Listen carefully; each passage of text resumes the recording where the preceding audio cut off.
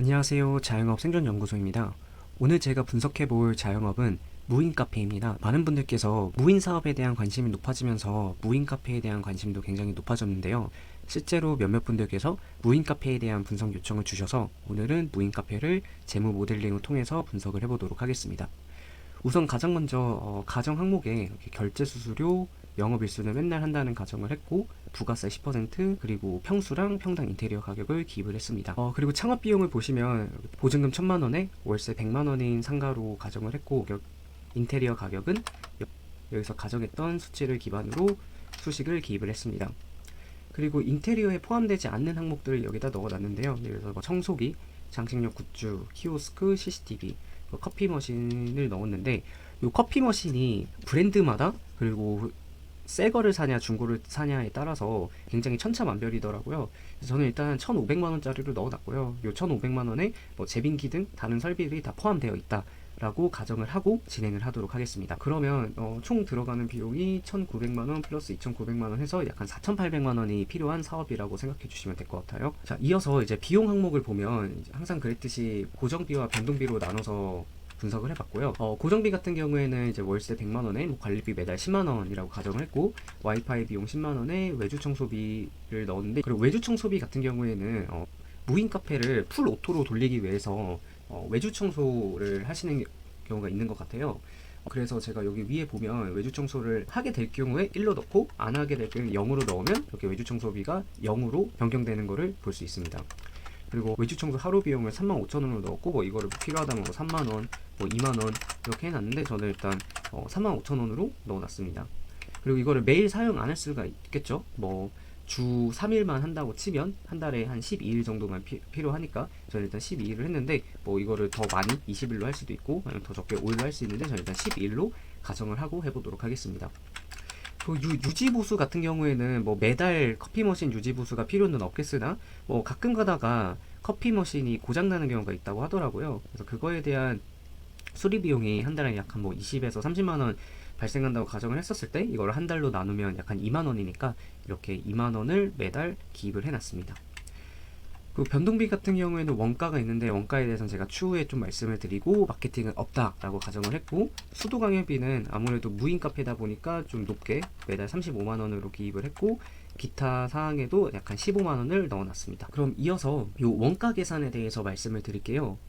사실 원가 같은 경우에는 저희 예전에 개인 카페에서 했던 것처럼 커피 하나를 만드는데 이렇게 들어가는 항목들이 있고 각 항목마다 공급받는 중량 그리고 공급가 한 장당 사용량을 기반으로 총 몇 잔이 나오는지를 계산을 하고 이거를 역산을 해서 한 장당 비용을 계산을 할 수 있을 것 같아요.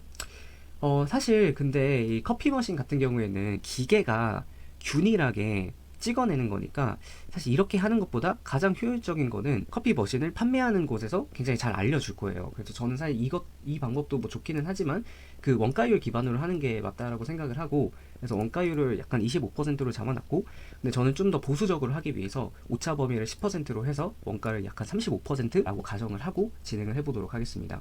그래서 이 35% 기반으로 시작을 하고 이게 정말 맞는지를 나중에 운영을 하면서 이렇게 계산을 하는 게 가장 확실한 방법인 것 같습니다. 네, 그래서 이제 매출 쪽으로 넘어가면 주말과 평일 사이에 차이가 없다라고 가정을 했고 이것도 저희가 예전에 했던 것처럼 시간대를 크게 3개로 나눴습니다. 오전 시간, 점심 시간, 그리고 점심 이후 클로징까지 했는데 사실 8시에 문을 안 닫을 수 있겠죠. 10시까지 할 수도 있는데 많은 무인 카페에서 24시간으로 돌리지 않는 경우가 많더라고요. 그래서 저는 일단은 그냥 8시까지 한다라고 가정을 했고 이거를 바꾸고 싶으면 편하게 바꾸셔도 될 것 같아요. 그리고 각각의 시간대마다 이렇게 홀 매출과 포장 매출로 나눠놨습니다. 홀 매출에 지장을 주는 변수 같은 경우에는 테이블이 차 있는 비율, 테이블당 평균 인원, 회전수, 인당 객단가, 그리고 커피 판매 수겠죠. 그리고 포장 매출에 변화를 주는 변수들은 포장 손님이 오는 간격, 회당 손님 수, 주문 횟수, 인당 주문 금액인 것 같아요. 그래서 이 각각의 변수를 케이스에 맞춰서 변경이 되게끔 제가 짜놨는데요. 케이스 1이 가장 안 좋은 케이스, 케이스 2가 중간 사례, 케이스 3가 가장 잘 되는 사례로 이렇게 값이 변경된 것을 볼 수 있는데 해당 수치들은 제가 요 다른 시트에서 이렇게 기입을 해놨습니다. 그래서 예시로 하나만 보여드리자면 오전 시간에 케이스 1 같은 경우에는 테이블이 30%만 차 있고 케이스 2는 50%, 케이스 3 가장 잘 됐으면 60%가 차 있고 인당 주문 금액, 회전수, 그리고 테이블당 평균 인원도 케이스 1부터 3까지 올라가는 걸 볼 수 있어요. 비슷한 원리로 포장 같은 경우에도 케이스 1부터 3까지 서서히 더 좋아지는 숫자로 기입을 했는데 이 숫자들 같은 경우에는 제가 랜덤하게 넣어놨습니다.